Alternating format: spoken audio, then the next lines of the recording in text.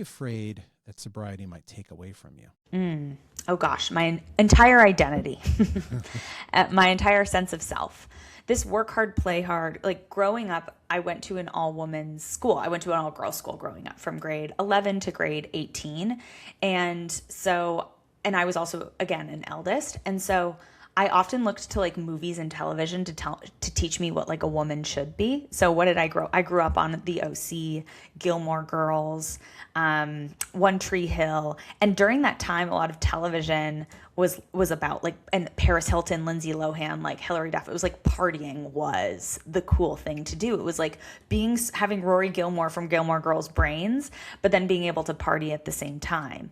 That's changed a lot, but that was my ideal of like what a woman should be. And so then I went to college and I was like, okay, I'm going to concoct myself into being a work hard, play hard type. And I loved the fact that people were like, wow, she works at Google, but she can also stay out till 3 a.m. Like that was I really enjoyed that.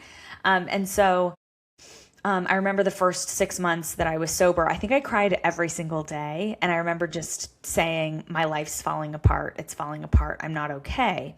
And I had a really wise mentor tell me, you're right, it is falling apart. And you're right, it is not okay, according to your old definition of what is okay and what is apart. And things had to fall apart. And my ego had to be stripped away in order for me to understand who I was meant to be. And sobriety just takes cool people and makes them even cooler, I think.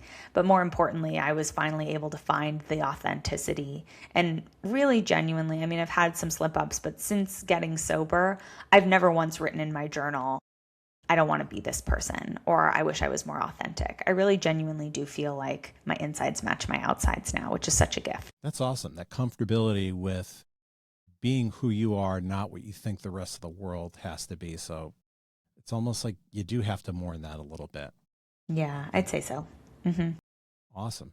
So when you reached out, the phrase that stood out to me was chasing gold stars and pouring drinks to quiet the same insecurity.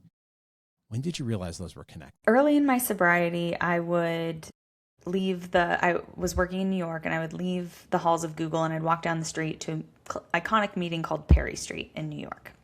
And I would sit there in this tiny little shabby room next to bankers and next to homeless people. And we'd talk about the spiritual malady, the disease of the spirit, this disease of more. And I learned that that is the root of addiction. It's not the substance, it's the God-shaped hole, this yearning, this seeking, this desire to be made complete by something greater than myself. And that made a lot of sense to me, like on a spiritual level. And then I would go back, leave the rooms of recovery, go back to my business meetings, and I'd look around and I'd be like, all these people are addicts too. It just looks completely different. They're able to make it look good, but they had a spiritual malady. They have a disease of more too. It's just channeled towards achievement, significance, external validation.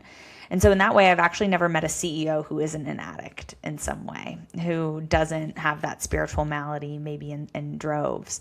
And so I think I only realized it once I got sober, that those two things were linked for myself, that spiritual malady just became misplaced through achievement too. And I mean, I'm not the first person to say that. I think once you get sober and you're able to align that hustle or that determination to drink, you're able to, really, you see it over and over again, people doing great things with their lives and their careers once that energy is channeled in the right place. And so that's really my desire in my coaching practice, is to help people to realign their ambition.